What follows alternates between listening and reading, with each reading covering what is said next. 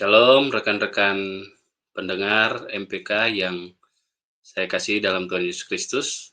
Terima kasih untuk kesempatan malam hari ini. Saya kembali diberikan waktu untuk sharing bersama dengan teman-teman semua. Eh, Malam hari ini ada satu tema yang menarik dan penting juga untuk kita bahas bersama. Dan ini penting sekali bagi kita sebagai para pengajar, bahkan juga orang tua, serta kita yang berperan aktif sebagai mentor, gitu ya. Entah itu di komunitas yang ruang lingkupnya kecil, tapi itu adalah komunitas Kristen, atau mungkin juga di gereja, ya, di mana kita berperan sebagai konselor, sebagai pendeta, sebagai gembala, atau juga sebagai kakak rohani. Ya, atau sebagai pembina rohani dan guru sekolah minggu dan lain sebagainya. Jadi materi ini untuk Bapak Ibu dan rekan-rekan semua, sekaligus ini materi menjawab apa yang hari ini menjadi persoalan utama yang dihadapi oleh anak-anak kita.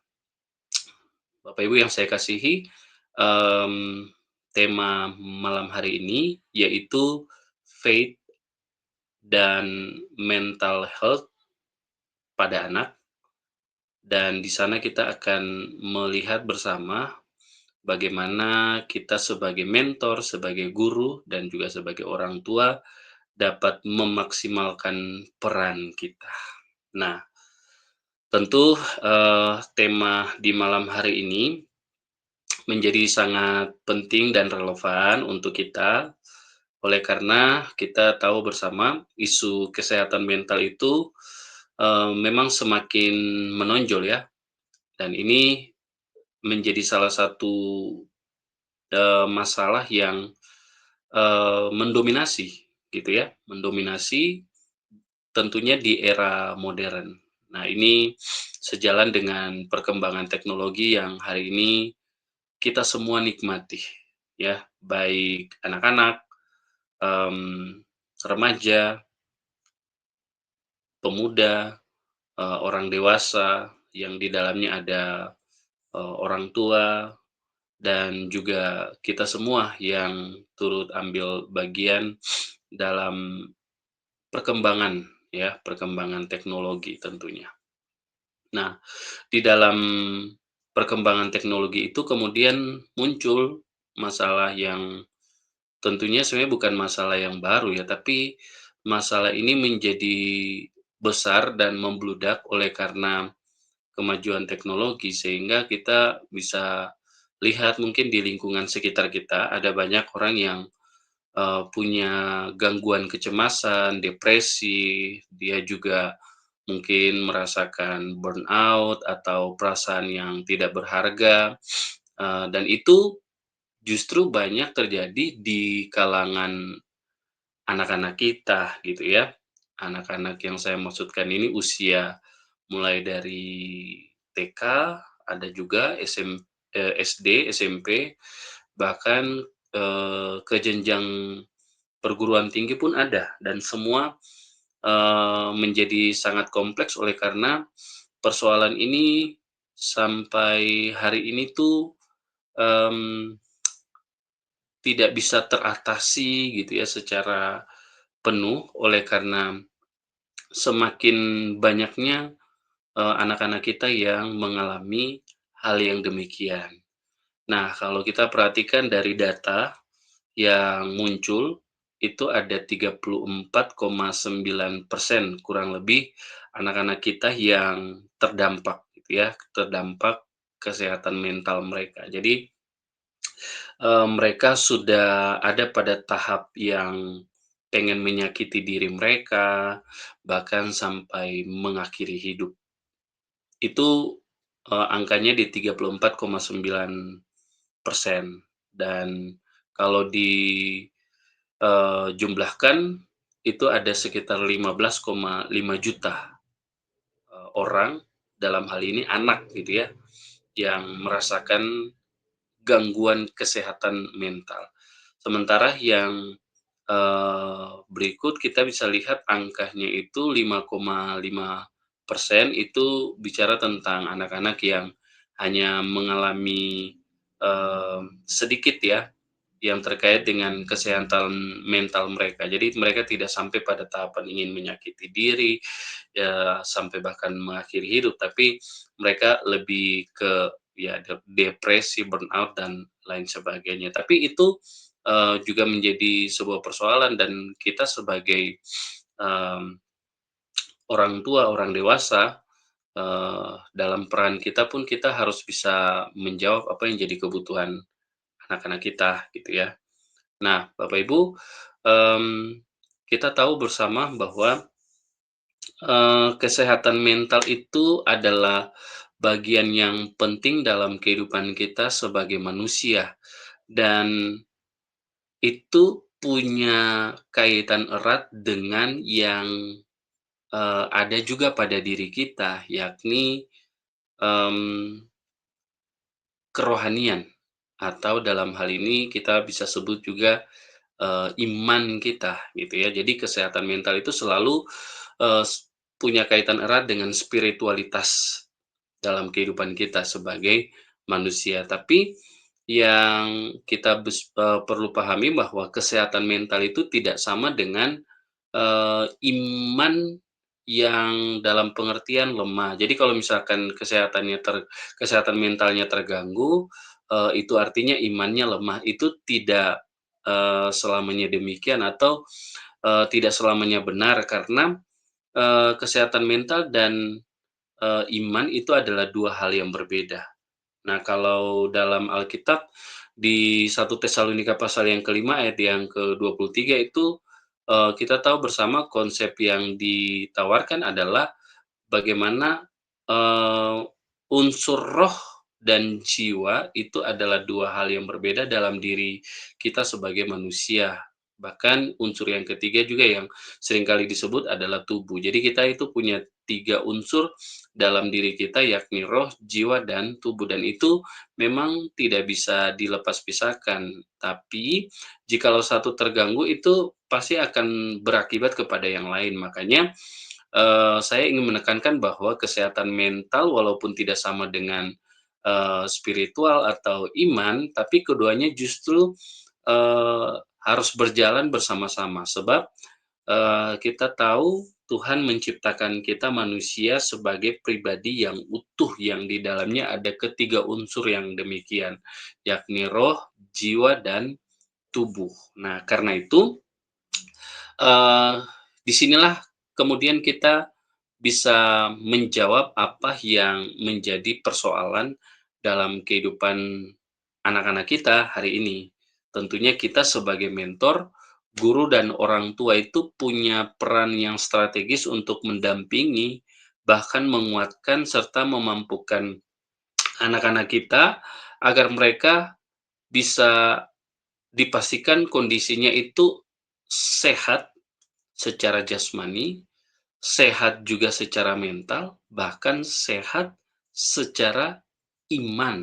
Nah, itu yang pada akhirnya, ingin menstimulasi gitu ya, eee, pemikiran kita, respon kita sebagai, orang-orang yang punya andil penting untuk mengingatkan anak-anak kita supaya mereka tidak jatuh kepada persoalan kesehatan mental dan juga, lemahnya iman mereka, begitu. Nah, setidaknya kita bisa belajar dari apa yang, kita bisa temukan di dalam kitab kita, gitu ya, Alkitab. Nah, ini kita bisa lihat beberapa dasar teologis untuk memahami tentang kesehatan mental dan juga pertumbuhan iman atau spiritualitas kita. Yang pertama yang kita perlu pahami bahwa Tuhan yang kita sembah itu adalah Tuhan yang peduli, Tuhan yang sangat peka pada kondisi hati dan pikiran kita. Ada banyak sekali contoh yang kita bisa ambil ya ketika kita bisa memperhatikan bahwa Tuhan itu benar-benar memperhatikan kondisi batin kita sebagai pribadi manusia. Nah, di dalamnya kita bisa lihat contohnya itu di dalam Mazmur 34 ayat yang ke-19. Di sana kita bisa menemukan bahwa Eee, ayat firman Tuhan itu mengatakan Tuhan dekat kepada orang-orang yang patah hati.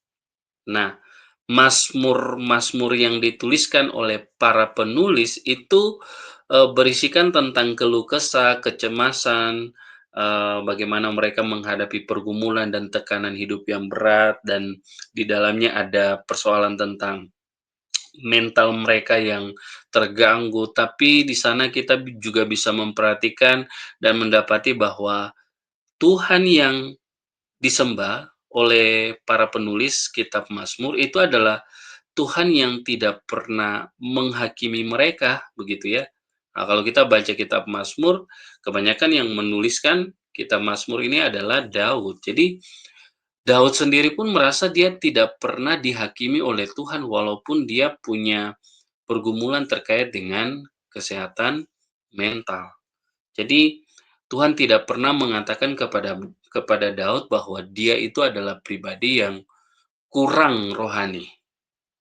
Sehingga eee, kita bisa melihat Tuhan yang begitu peduli, Tuhan yang peka dengan kondisi hati dan batin kita itu adalah Tuhan yang benar-benar memperhatikan, begitu ya.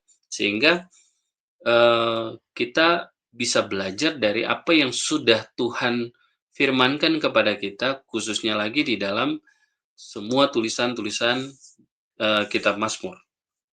Nah, kalau dalam Perjanjian Baru, kita bisa memperhatikan contoh yang, sederhana itu ketika ada kalimat populer yang kita bisa kutip ya dalam Perjanjian Baru, khususnya di dalam Matius pasal yang ke-11 ayat yang ke-28. Nah, di sana dikatakan bahwa, "Marilah kepadaku kamu yang letih lesu dan berbeban berat." Nah, ayat ini menunjukkan bahwa ada pergumulan mental yang dihadapi, tapi kemudian di sana kita bisa menemukan, realitas yang memang tidak diabaikan oleh Tuhan, bahwa Tuhan benar-benar tahu apa yang kita rasakan dan Dia memberikan solusi dan jalan keluar yang terbaik. Yakni Dia minta supaya kita yang mungkin mengalami tekanan atau gangguan mental dalam pergumulan, kita perlu datang kepada Dia karena Dia adalah sumber kelegaan kita. Nah, hal yang berikut yang kita juga bisa lihat sebagai, dasar teologis kita adalah bahwa pergumulan mental itu bukanlah hal yang asing atau sesuatu hal yang baru.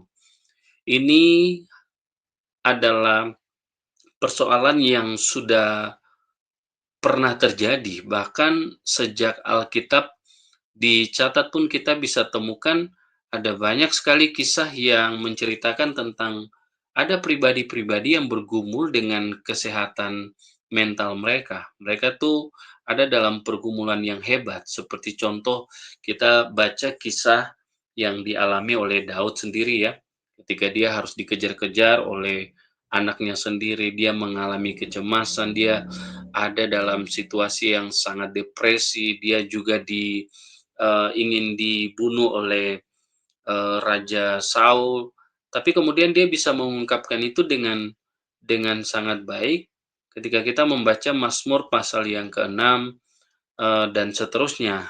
Lalu kemudian kisah yang lain juga yang kita bisa lihat di dalam satu Raja-Raja pasal 19 ayat yang keempat, di sana diceritakan tentang Elia yang mengalami kecapean, kelelahan, lalu kemudian dia rasa-rasanya ingin mati gitu ya, tapi kemudian Tuhan memberikan solusi dan jalan keluar buat dia begitu ya. Kisah yang lain yang kita juga bisa lihat dalam kitab Yeremia bagaimana itu merupakan pengalaman Yeremia sendiri. Dia mengalami pergolakan batin yang sangat intens dan membuat dia merasa bahwa apa yang dia lakukan selama ini kayaknya sia-sia, tidak ada gunanya, sehingga dia merasa frustasi dengan apa yang selama ini sudah dia lakukan. Tapi Tuhan kembali menguatkan dan memampukan dia untuk melewati setiap tantangan pelayanan dan juga mencoba keluar dari tekanan mental yang dia alami, gitu ya. Kalau dalam Perjanjian Baru kita bisa lihat contoh yang paling nyata itu dalam diri Paulus. Nah, hal ini kemudian, membuktikan bahwa pergumulan mental itu bukanlah sesuatu hal yang baru saja dibahas hari-hari ini, tapi itu sudah ada sejak dulu dan ini memberikan konfirmasi kepada kita bahwa persoalan ini akan terus menjadi bagian dalam kehidupan kita.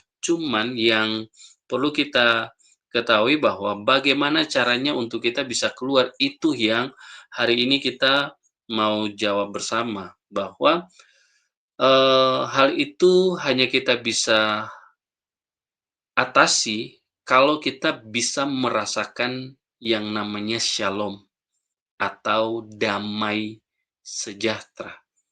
Nah, ini sekali lagi sebagai dasar teologis untuk kita memahami tentang persoalan kesehatan mental. Karena kenapa? Shalom yang dimaksudkan oleh Alkitab itu secara tidak langsung memberikan makna yang dalam, yang erat kaitannya dengan kesehatan mental. Jadi, kesehatan mental kalau dalam, perspektif Alkitab, itu sama dengan kata shalom atau kata damai sejahtera.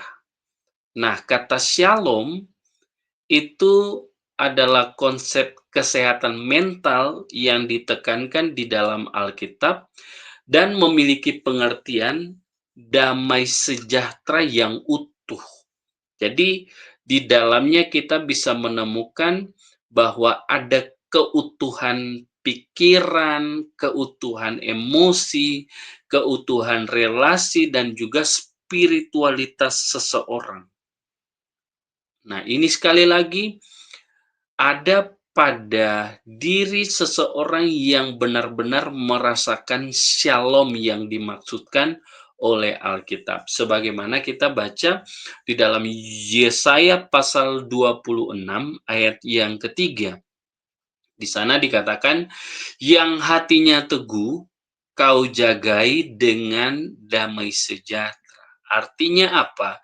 Shalom itu bukan hanya sekedar kita tidak mengalami stres atau depresi atau tekanan, tapi di sana kata shalom itu menekankan tentang ketenangan batin yang memang bersumber dari Allah sebagai sang sumber damai sejahtera itu sendiri.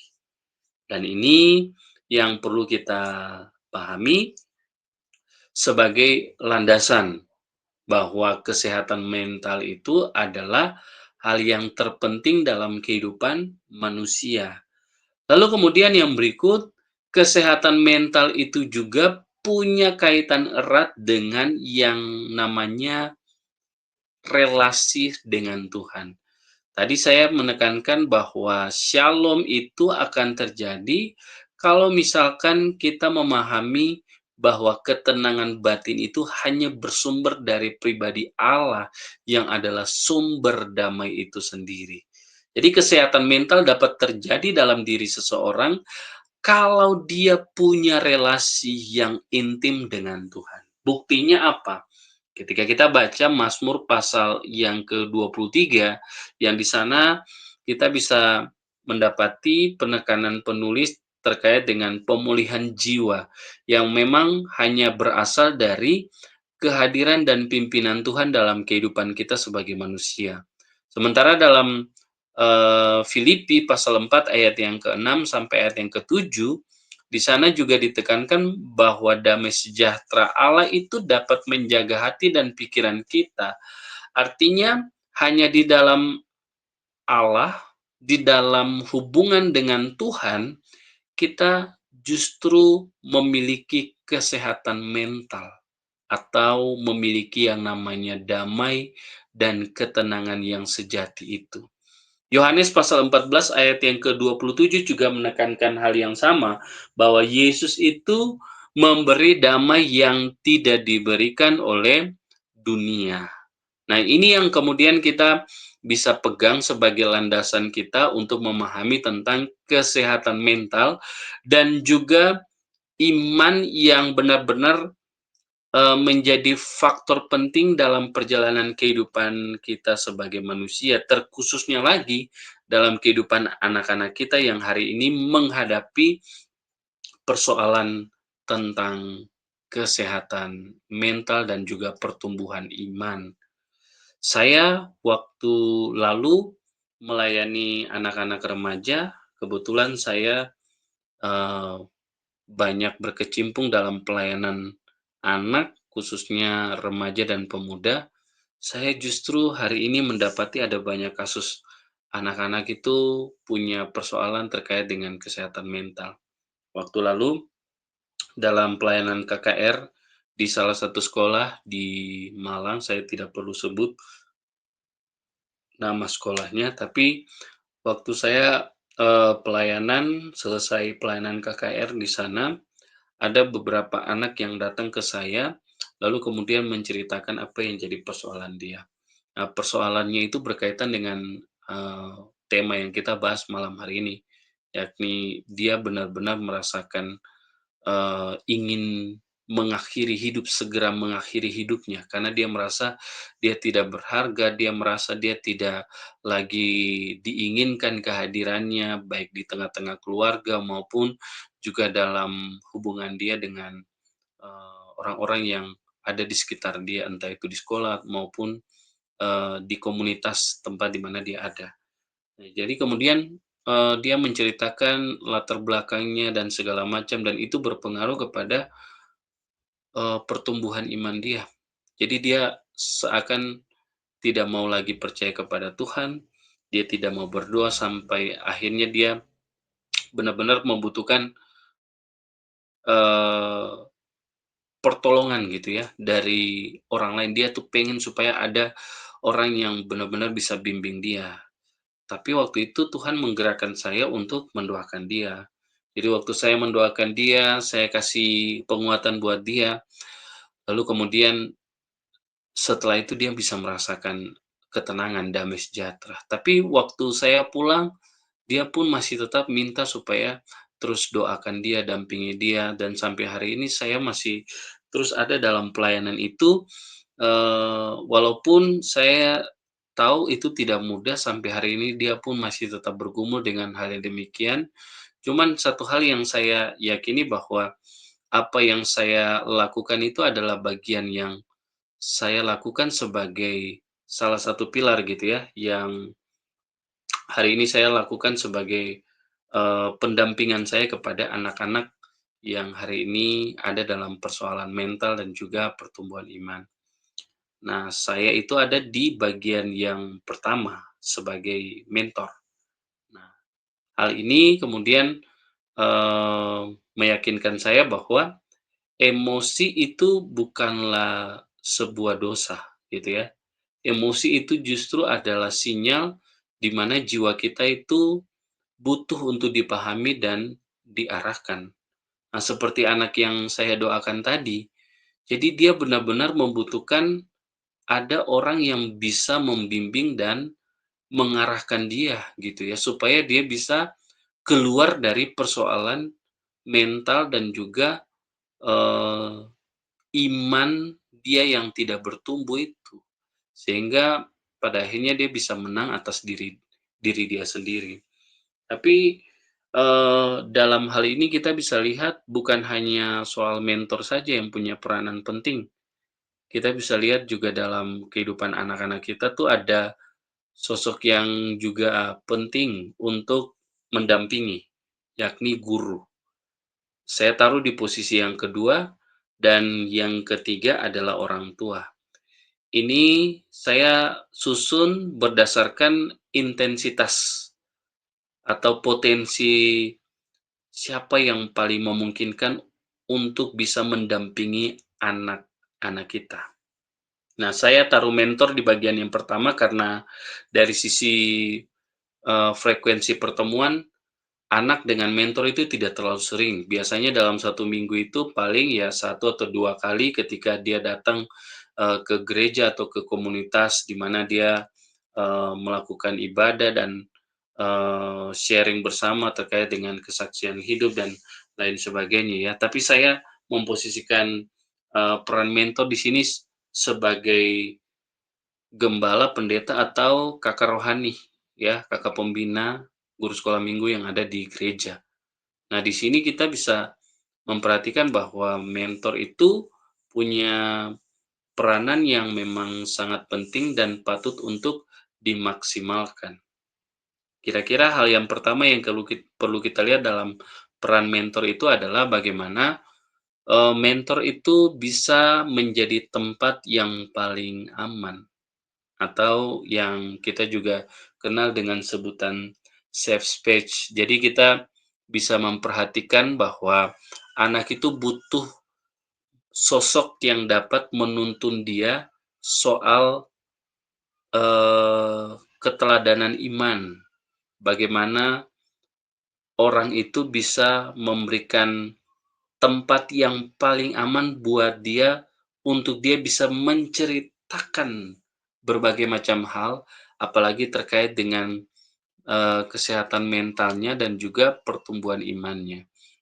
Ketika kita memposisikan diri kita sebagai tempat ternyaman atau tempat yang teraman untuk dia bisa, eee,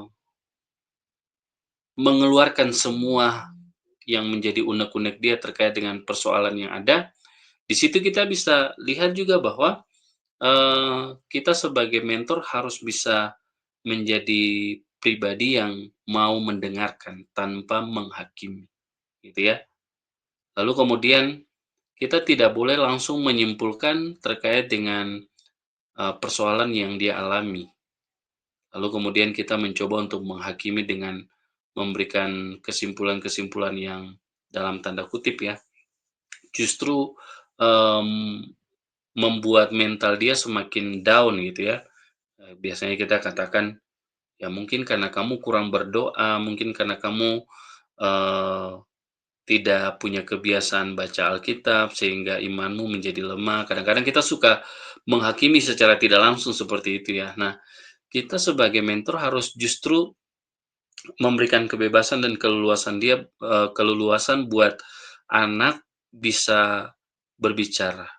Artinya kita memberi ruang bagi mereka, supaya mereka bisa mengekspresikan dan menyampaikan secara menyeluruh apa yang mereka rasakan gitu ya dalam pergumulan mereka.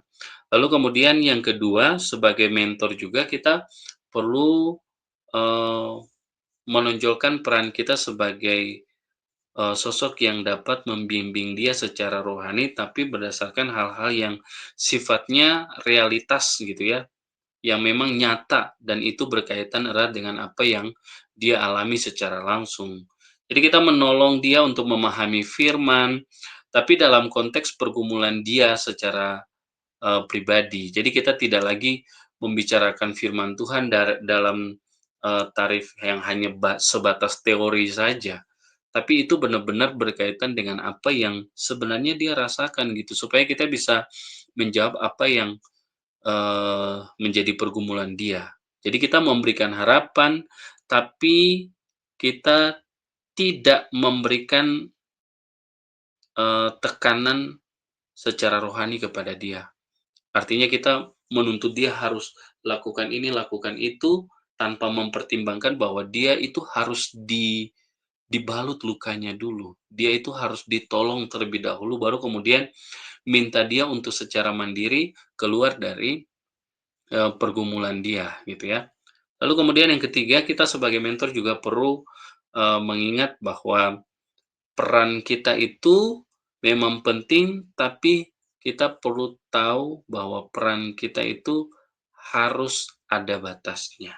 Kadang kita sebagai mentor, sebagai hamba Tuhan, sebagai kakak rohani tidak pandai ya memposisikan diri kita.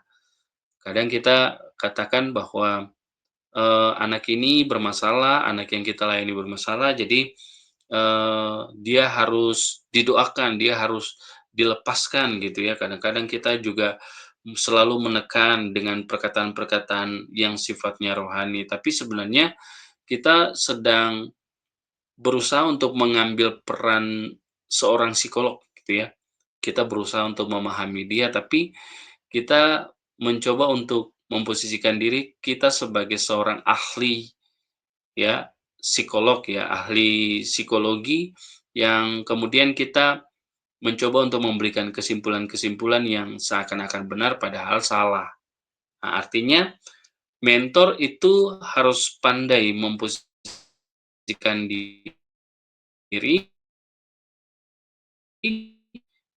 dan tahu batasan-batasan. Jikalau memang anak dan dia sudah sampai pada tingkatan dia ingin mengakhiri hidupnya, kita perlu mendampingi beberapa kali, tapi kalau dirasa belum ada perubahan, kita terus doakan dia sambil kita lakukan tindakan nyata, bawa dia kepada seorang psikolog yang memang, secara ilmiah tahu bagaimana, cara mendampingi anak ini supaya dia bisa keluar dari tekanan mentalnya.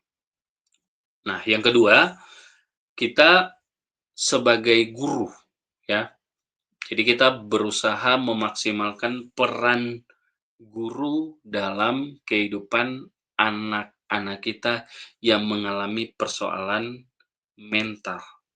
Yang pertama, guru itu punya pengaruh harian yang besar terhadap kesehatan mental anak-anak. Karena apa? Intensitasnya jauh lebih banyak ketemu dengan anak-anak, Senin sampai Jumat. Bahkan ada di waktu-waktu tertentu juga bisa ketemu di luar, kelas resmi yang biasanya, dijalani oleh anak-anak karena ada les tambahan dan lain sebagainya. Setidaknya itu sudah, menjadi sebuah kesempatan untuk guru dapat memaksimalkan peran dia, bukan hanya sebagai, pribadi yang dapat mentransfer pengetahuan atau ilmu, tapi dia harus bisa, eee, memberikan kepastian bahwa anak-anak yang dia layani itu memang sehat secara mental. Maka dari itu, hal yang pertama yang harus dilakukan adalah bagaimana guru itu dapat menciptakan lingkungan belajar yang aman. Guru tidak punya kebiasaan, mempermalukan siswa di depan kelas. Nah, itu seringkali tanpa disadari dilakukan oleh para guru. Biasanya kalau guru udah capek, udah malas mau tegur-tegur, sudah malas mau, mmm, melakukan banyak hal gitu ya, dia hanya tinggal mengeluarkan perkataan-perkataan yang negatif saja.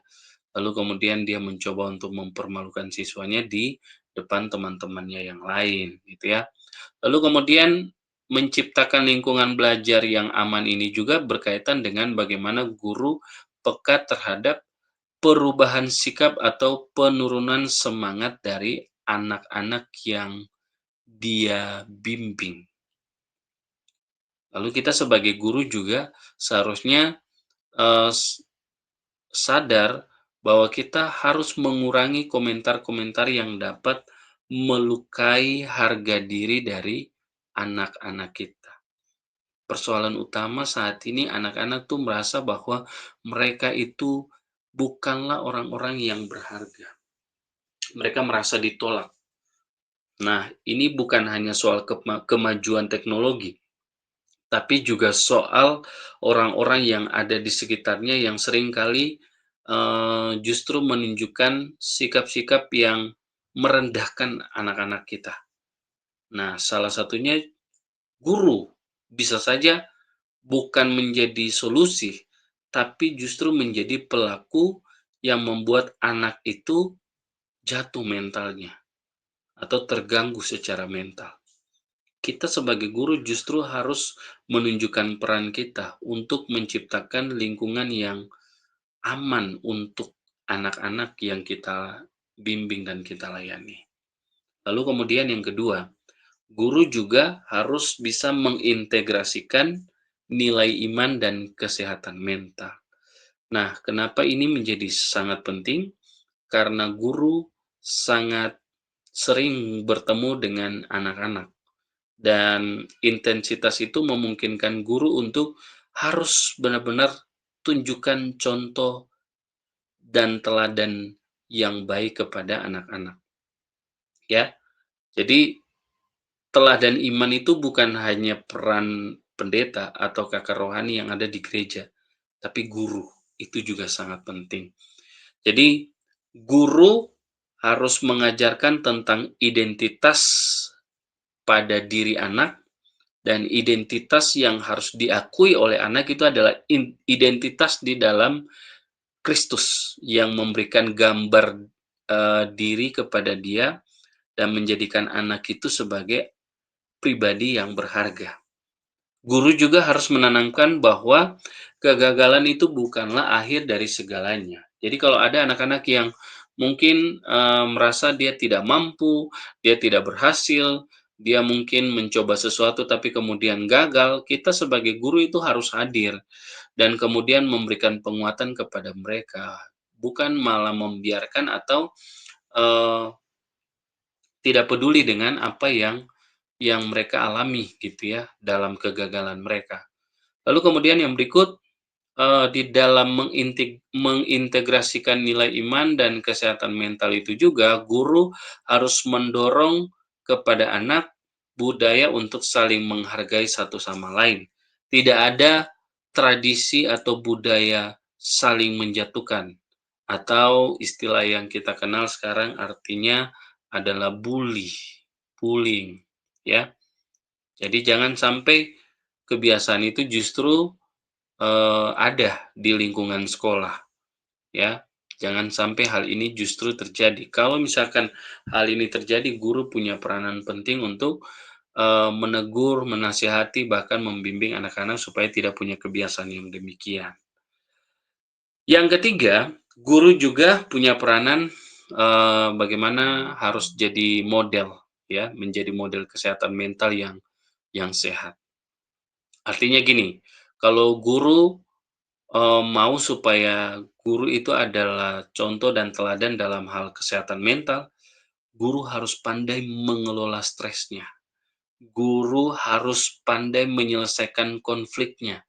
Guru juga harus pandai menunjukkan empati kepada anak-anak. Dari situ anak-anak bisa contohi apa yang dilakukan oleh guru. Jadi siswa itu bisa belajar banyak hal, bukan hanya dari kata-kata, bukan hanya dari apa yang diajarkan oleh guru, tapi apa yang mereka lihat dari apa yang dilakukan oleh para guru. Justru itu yang lebih gampang mereka terima daripada hanya sekedar guru itu mengajar tentang bagaimana mengelola stres, menyelesaikan konflik, dan juga menunjukkan empati. Mereka mau lihat prakteknya kayak gimana, itu justru yang menguatkan mereka. Yang ketiga adalah peran penting orang tua.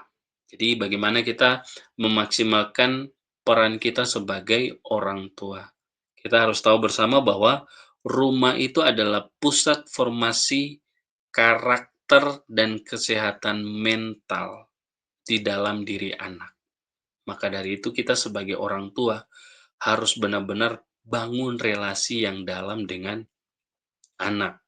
Kita tidak hanya pandai untuk memerintah, atau kita tidak pandai hanya minta anak untuk bisa ini, bisa itu, tanpa kita benar-benar hadir dalam kehidupan mereka, atau tanpa kita mau menerima apa yang menjadi kondisi anak-anak kita.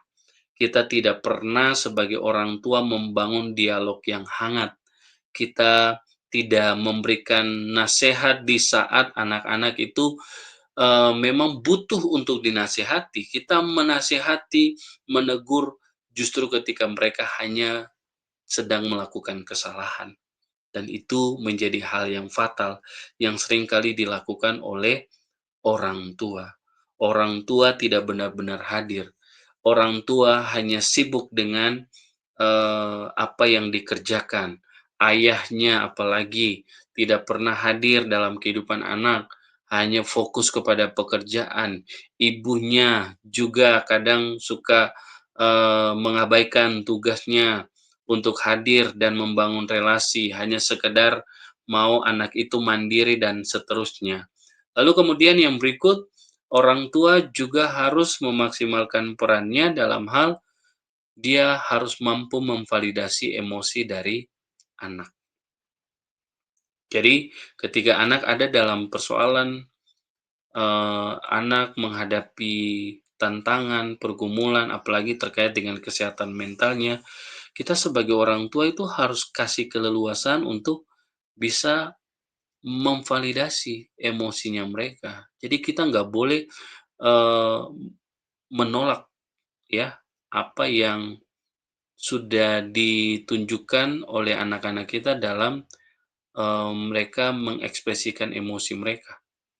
Jadi kita sebagai orang tua harus bisa memastikan bahwa anak kita itu punya emosi, kita harus menerima emosinya mereka, dan kita kasih kesempatan buat mereka untuk cerita. Jangan kemudian tiba-tiba kita mau katakan, "Ah, lebay dengan, eee, kamu," gitu ya, karena baru sedikit saja sudah begini, sudah begitu, dan seterusnya. Kita sebagai orang tua nggak boleh seperti itu.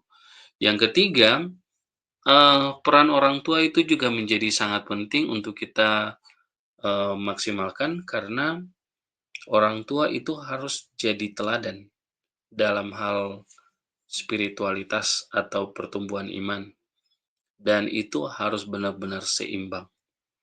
Kita nggak boleh hanya, timpang di satu sisi. Misalkan kalau kita bilang harus berdoa, harus baca firman, harus rajin ke ibadah, ya berarti kita harus tunjukkan itu. Kita harus kasih tahu kepada anak-anak bukan hanya soal bagaimana kita pandai berkata-kata dan meminta anak untuk melakukan semua hal berkaitan dengan pertumbuhan iman, sementara kita sebagai orang tua tidak melakukannya. Itu menjadi hal yang sia-sia.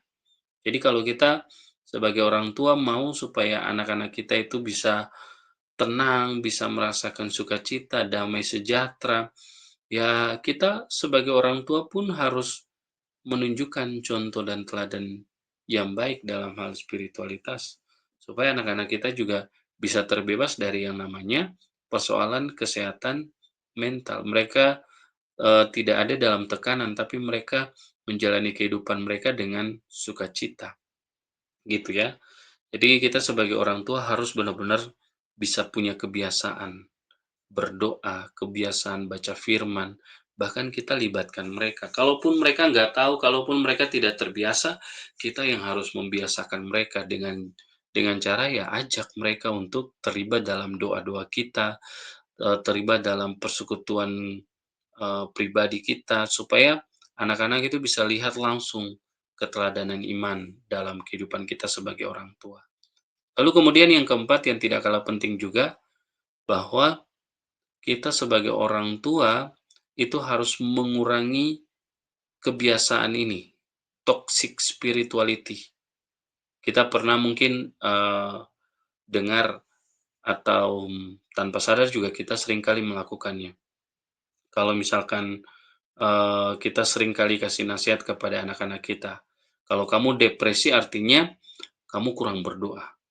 Kalau kamu, eee" suka nangis, suka cengeng, artinya kamu, tidak punya kekuatan gitu ya untuk menghadapi persoalan. Jadi kamu sebenarnya nggak pantas untuk jadi anak-anak saya gitu ya.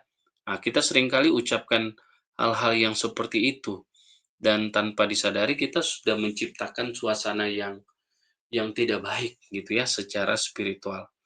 Jadi kita mau anak kita itu rajin, tapi dengan ancaman. Kita mau anak kita itu bisa bertumbuh dalam iman dia, tapi kita seringkali, mengingatkan dia dengan ancaman-ancaman, sehingga anak itu bukan sungguh-sungguh takut dan taat kepada Tuhan, tapi dia hanya berusaha untuk menghindari ancaman dari orang tua, sehingga mau tidak mau dia harus melakukan. Jadi kita seringkali, eee, menyampaikan hal ini tanpa sadar kepada anak-anak kita dan itu secara tidak langsung justru bukan membawa solusi buat menjawab persoalan anak-anak kita, tapi justru malah menambah persoalan itu. Nah, makanya langkah yang paling tepat yang harus kita lakukan sebagai mentor, sebagai, guru, sebagai orang tua, dengan peran yang sudah kita maksimalkan masing-masing itu, kita harus mencoba untuk membangun komunikasi, ya. Jadi ini sebagai langkah strategis yang praktis yang bisa kita lakukan untuk memaksimalkan peran kita untuk menjawab persoalan anak.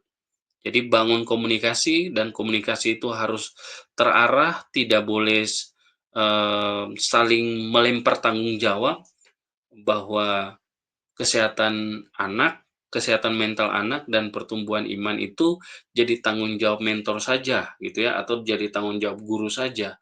Kita sebagai orang tua yang penting sudah membesarkan dia. Nah, akhirnya kita tidak mau, ambil bagian gitu ya.